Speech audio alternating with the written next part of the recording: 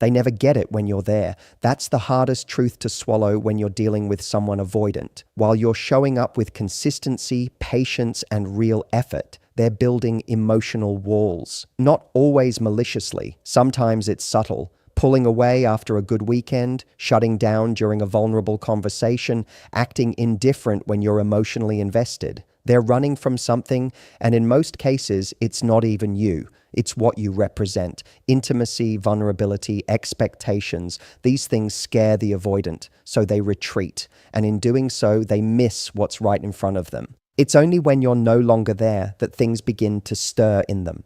See, the avoidant often thrives in the comfort of distance. They feel safe when love isn't pressing too close, so they misread your presence as pressure. They translate your care as control. Your emotional availability gets twisted into neediness in their mind because they haven't yet matured into the kind of emotional depth that a healthy relationship demands. But the moment you step back, not out of a game, not to manipulate, but because you genuinely reach your limit, they start to feel something they're unfamiliar with. Absence. And not just physical absence, emotional absence. The absence of being deeply understood, of being cared for without having to earn it. That absence is disorienting to them. They may have thought they could easily move on, that they could replace your energy with someone who asks less of them, someone who doesn't challenge them emotionally, someone who's easier. But easy doesn't mean fulfilling. And surface-level connections only work for a short time before reality catches up. Eventually, the distractions fade, the excitement wears off, and they find themselves replaying moments they didn't appreciate when they had the chance. Your voice, your loyalty, the way you held space for them.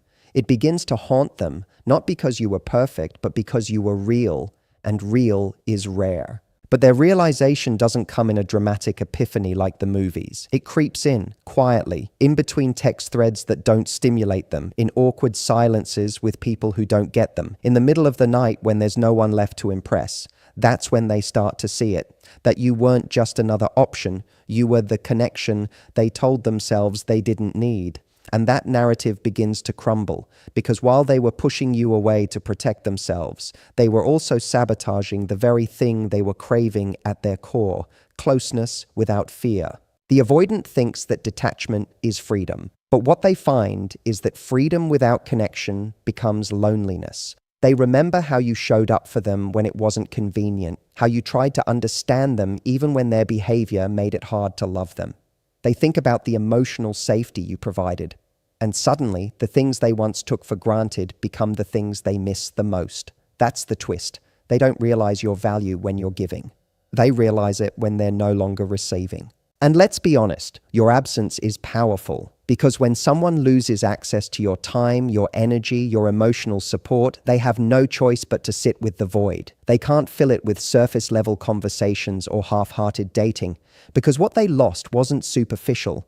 It was emotional intimacy. You weren't just someone to talk to. You were someone who saw them, who read between the lines, who noticed what others didn't. That kind of connection isn't something people find twice, and the avoidant knows that, eventually. By the time they realize this, they're often caught in a place of emotional conflict. They want to reach out, but pride and fear hold them back. They scroll through your photos, revisit old texts, wonder if you've moved on, try to convince themselves you weren't that special just to ease the discomfort, but it doesn't work. Because deep down, they know the truth. You were irreplaceable. Not because you were flawless, but because you were honest. You gave them something they weren't prepared for but desperately needed, unfiltered, consistent love. And they start to see the cost of their avoidance, that in trying to protect themselves from the potential pain of closeness, they created a much deeper pain, regret. They didn't just lose someone, they lost a version of themselves that only existed in your presence. The softer side, the vulnerable side, the version that dared to hope for something lasting. And now that you're gone, they feel the weight of what they pushed away. It's not just missing you. It's mourning the connection they didn't know how to handle when it was in front of them. They may try to convince themselves they can move forward, that someone else will give them what you gave. But over time, they learn something very few admit out loud. Some connections can't be duplicated, because some people don't just fit into your life. they shift it. And while they might find companionship again, what they had with you won't be replicated. It can't be, because it was born from authenticity, from effort, from two people trying, even if imperfectly, to build something real. And while they were busy underestimating you, you were evolving. They didn't notice the strength it took for you to love them with your whole heart. They missed the emotional maturity behind your patience. And they certainly didn't see the courage it took for you to finally walk away. But absence has a way of clarifying what presence obscured. And when the avoidant finally understands you were never replaceable, it's not just a realization, it's a reckoning. They said you were too much, too emotional, too intense, that you cared too quickly, loved too deeply, and asked for too much. But what they failed to see is that what they called too much was exactly what real love requires. You weren't asking for attention every hour of the day. You weren't demanding impossible gestures. You were asking for presence, for clarity, for consistency. You were asking for the basic things that make someone feel safe and seen. But to an avoidant, even the basics can feel like pressure. And instead of recognizing your emotional investment for what it was, love with substance, they labeled it as a burden. You were not clingy. You were invested. That distinction matters more than people realize. Clinginess comes from fear, from insecurity. It tries to possess, to control, to hold on too tightly out of desperation. But investment is different. Investment is intentional. It's measured. It means you saw something in them worth growing, and you were willing to show up even when it wasn't easy. You were willing to be vulnerable, to communicate your needs, to be emotionally available. That takes strength, that takes maturity, and it takes courage. Because showing up fully means risking disappointment, especially with someone who has a pattern of pulling away when things get real. The avoidant couldn't tell the difference because to them, love feels like a trap. It brings up old wounds, unresolved fears, and past dynamics they've never fully dealt with. So instead of facing those things, they retreat. They create emotional distance. They send mixed signals. They become cold when things start to warm up. And they rationalize it by saying you're too intense, too demanding, when in reality, all you ever did was try to bring depth to a connection that was begging for it. But here's the thing.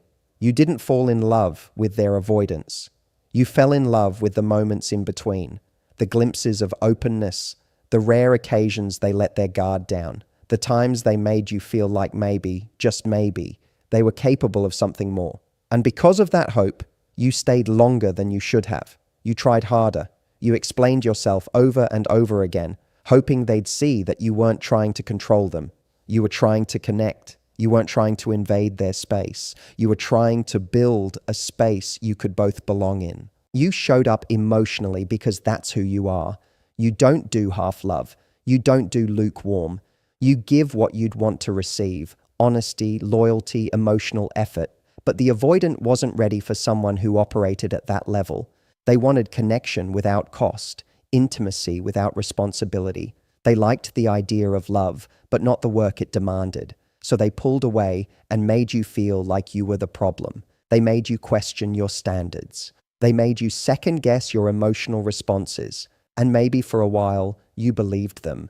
Maybe you toned yourself down, tried to appear less needy, made yourself smaller just to maintain the connection. But none of that worked, did it? Because the real issue was never you. The issue was their inability to hold space for the kind of relationship they said they wanted. You weren't the one running from love. You were the one trying to build it, piece by piece, brick by brick, with someone who only knew how to tear down what was being built. And still, you kept offering more time, more energy, more understanding, not because you didn't have boundaries, but because you believed in the connection. You believed that if you just showed them enough care, enough consistency, they'd meet you halfway. And yet they didn't. They mistook your emotional openness for weakness. They confused your patience with passivity. But what they missed entirely is that love is not passive. It's not timid. It's not distant. Love leans in. Love stays. Love communicates. What you were offering wasn't excess. It was exactly the kind of love that makes a relationship meaningful, the kind that shows up when it's inconvenient, the kind that holds space for growth and healing, the kind that says, I'm here, even when it's hard. But to someone avoidant, that kind of love feels overwhelming. Not because it's wrong, but because it confronts them with everything they've been avoiding in themselves. It forces them to look in the mirror and ask why they keep pushing people away, why they're more comfortable with detachment than connection, why they keep labeling emotional investment as drama when really it's the most honest form of care. And one day, when the noise clears and the dust settles, they'll look back and realize that what they thought was too much was simply the presence of someone who was emotionally available, someone who wasn't afraid to love out loud, someone who didn't play games. That kind of love doesn't come around often. And when it does, most people don't know what to do with it. But you weren't wrong for loving that way. You weren't wrong for wanting clarity, depth, and connection. You weren't clingy. You were invested, and that's the very thing they didn't know how to receive. They thought they could replace you. That's the part that stings at first. Watching someone who once shared your bed, your secrets, your softest moments suddenly act like they can just slide someone else into that space. It looks effortless on the surface. A few new photos, some smiling stories, maybe even a new relationship not long after you walked away. And for a moment, you question everything. Were you really that easy to move on from? Did it matter as much to them as it did to you? Were they ever really there in the first place? But what you come to understand slowly is that what they're doing isn't replacing you. It's distracting themselves, because you weren't just a habit or a convenience. You were a real connection. You didn't just offer them your time, you offered them your truth. You showed up with your flaws and your depth and your heart wide open. That kind of presence doesn't get swapped out like a pair of shoes. It lingers, it leaves a mark, but they don't know how to sit in the discomfort of that loss, so they numb it. With new attention, with shallow connections, with the illusion of moving on. People like that don't grieve immediately. They avoid it. They avoid the feelings that come up when someone truly meaningful exits their life. Instead of processing, they perform. They put on the face of someone who's fine, who's thriving, who's better off. But inside, there's a growing awareness that something is off. Because the more they try to replicate what they had with you, the more they realize it can't be done.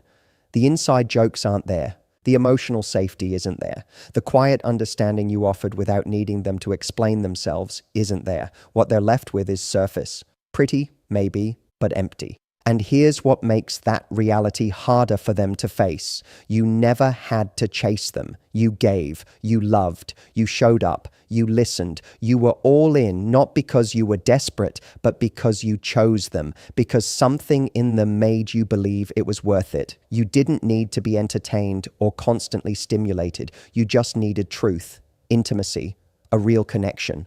But they didn't know what to do with that kind of consistency. They mistook your groundedness for predictability. And now that you're gone, they can't find that anywhere else. So they search.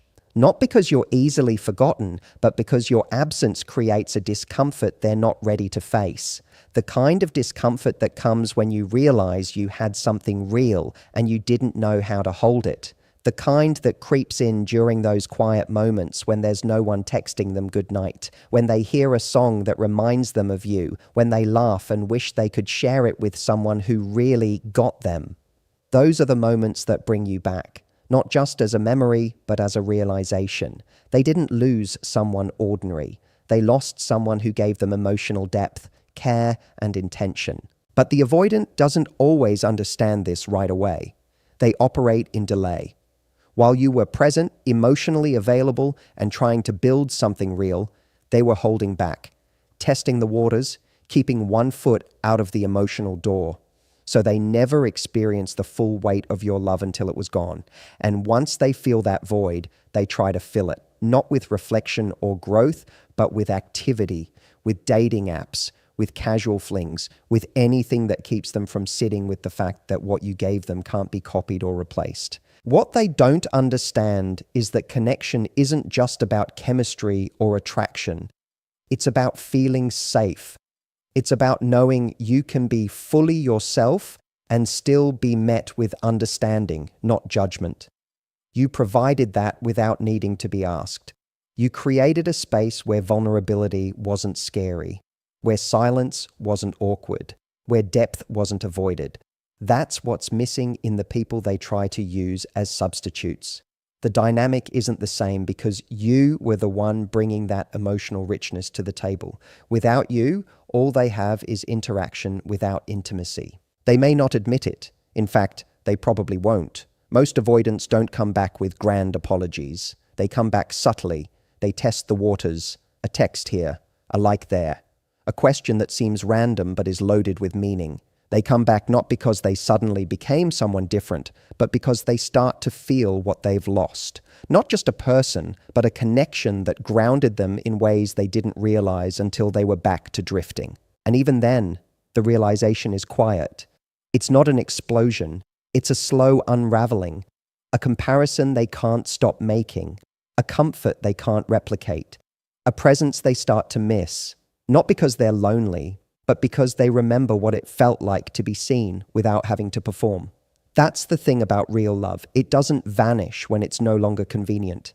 It leaves a residue, and that residue makes everything else feel less alive by comparison. So no, they didn't replace you. They just surrounded themselves with noise to drown out the silence you left behind. But noise doesn't satisfy. It just distracts. And eventually, even the avoidant learns that you can't outrun a connection that touched your soul. You can only ignore it for so long before it starts echoing louder than ever. Absence teaches in ways presence never could. When you were in their life, they never had to imagine what it felt like to go without you. You were there, texting back, making time, forgiving, holding the space. You were consistent even when they were inconsistent. You were emotionally present while they were emotionally guarded. You leaned in when they leaned back. And because you kept showing up, they never had to fully confront what it would mean to lose you. You became a steady presence in their world. And like most steady things, they started to take it for granted. That's human nature, especially for someone who's avoidant by design. They confuse stability with predictability. They equate emotional safety with boredom. But once the presence disappears, everything changes. The silence becomes loud. The texts that used to come in regularly are gone. The comfort of knowing you'd always be there when they needed you vanishes. And at first, they convince themselves it's fine. They convince themselves they needed space, that detachment feels better, lighter, less complicated. They might even feel a sense of relief temporarily, because avoidants often confuse emotional space with emotional peace. They equate withdrawal with clarity. But what they don't expect is the kind of silence that begins to echo. Not just the absence of messages or calls, but the absence of being understood, of being seen by someone who never asked them to be anything other than what they were. That kind of space doesn't soothe them, it exposes them. Because when someone truly leaves, not out of spite, not as a strategy, but because they've given all they could, they take their energy with them. They take their light, their care, their patience, their emotional investment. And the void that follows is not just emotional, it's spiritual. It shifts the energy in the avoidance world in a way they can't articulate at first.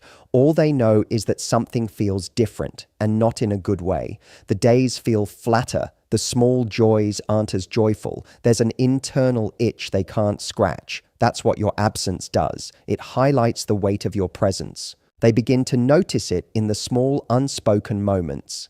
When something funny happens and their first instinct is to share it with you, then they remember they can't. When they have a rough day and instinctively look for the comfort they used to find in you, only to realize it's no longer there. When something important happens and they reach for their phone out of habit, but your name isn't at the top of their conversations anymore. These aren't dramatic revelations. They're quiet, private reminders of everything they lost. The avoidant doesn't cry about it on cue. They don't write emotional essays about what you meant to them. They just sit with it. And it stings deeper because they know they had a role in creating the silence they now resent. Absence forces them to confront the emotional vacancy they always carried within themselves. It makes them realize that the comfort they found in you wasn't just about companionship, it was about relief. You were the buffer between them and their own emotional walls. You softened the hard parts. You brought light into places they didn't even know were dark. And now, without you, they're face to face with their own inability to connect deeply. They have to sit with the reality that someone once saw them, chose them, stayed with them, and they couldn't handle it. They don't say it out loud, but they replay the moments, the arguments, the moments they dismissed your feelings, the times you asked for connection and they shut down instead. They realize how often you tried to make things work, how you communicated when things were off, how you gave them chances they didn't deserve. And it starts to land in ways it never did before.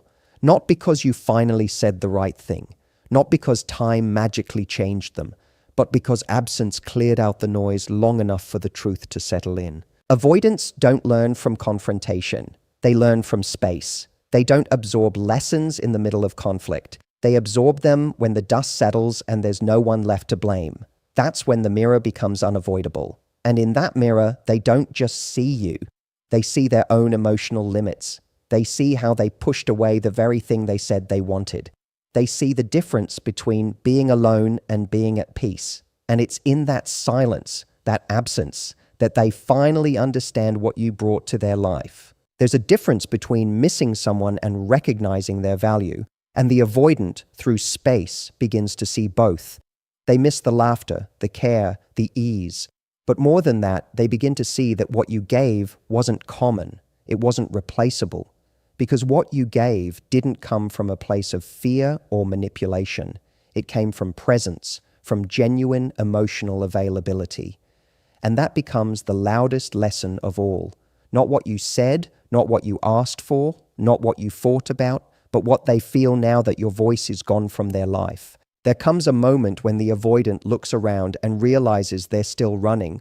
Only now they don't know what they're running from anymore. At first, it seemed like space was the solution. The distance gave them control.